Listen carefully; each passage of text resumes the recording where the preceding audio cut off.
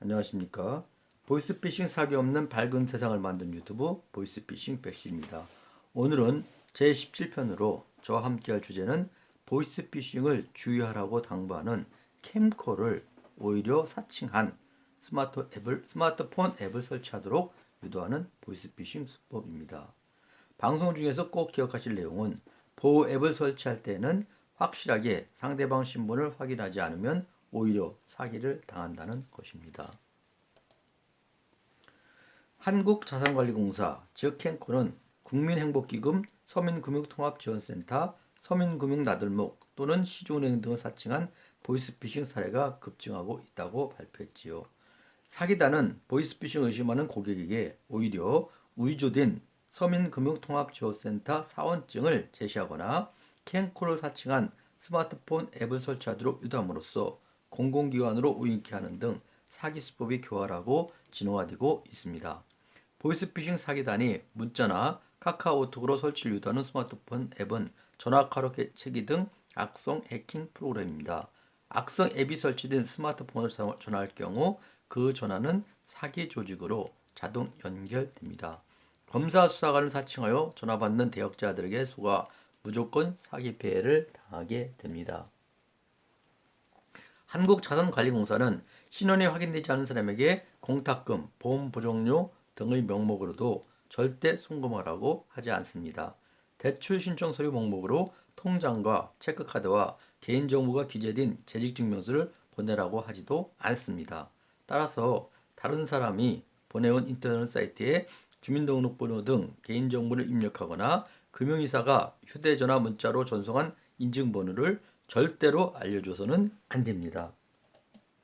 보호앱 설치할 때 반드시 명심해야 할 사항입니다. 경찰청에서 제공하는 사이버캅 등 스팸 차단 앱을 스마트폰에 설치하거나 이동통신 회사들이 제공하는 스팸 차단 서비스를 이용하면 보이스피싱 예방에 도움이 되는 것은 사실이지요. 그러나 문제는 사기꾼 조직이 경찰관인 척하면서 거의 유사하게 만들어진 가짜 경찰청 사이버캅을 설치하라고 하거나 금융회사 직원인 척하면서 가짜 스팸 차단 서비스 설치를 유도하면서 사기를 치고 있다는 것입니다. 따라서 확실하게 상대방 신분을 확인하지 않고 스팸 차단 서비스를 설치하면 오히려 사기당할 위험이 있다는 점을 명심하십시오. 캠코 관계자는 캠코와 국민행복기금은 중개수수료를 절대로 받지 않는다고 합니다. 따라서 중개수수료를 요구하면 반드시 보이스피싱을 의심하라는 것입니다.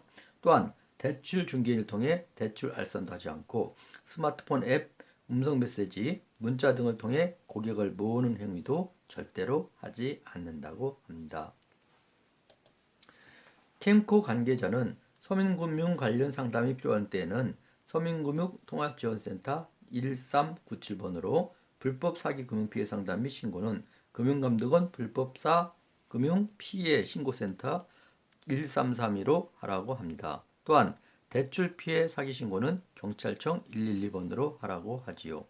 문제는 사기꾼 조직이 안내한 가짜 경찰청 사이버캅이나 가짜 금융기관 스팸 차단 서비스 사기꾼들이 사기 행위로 스마트폰이나 컴퓨터에 설치된 경우에는 전화 가로채기로 오히려 사기를 당할 수 있음을 강조합니다. 다음 시간 주제는 무엇인가요? 다음 시간에는 실제로 사기꾼들이 접근하여 사기친 원격 조작 앱을 악용한 사기 사례와 보이스피싱 자금 세탁에 악용된 사례에 대해서 함께 알아보겠습니다. 다가오는 봄 맞이 잘 하시고 함께한 시간에 공부하시거나 힘을 준다면 구독과 좋아요를 꼭 눌러주세요.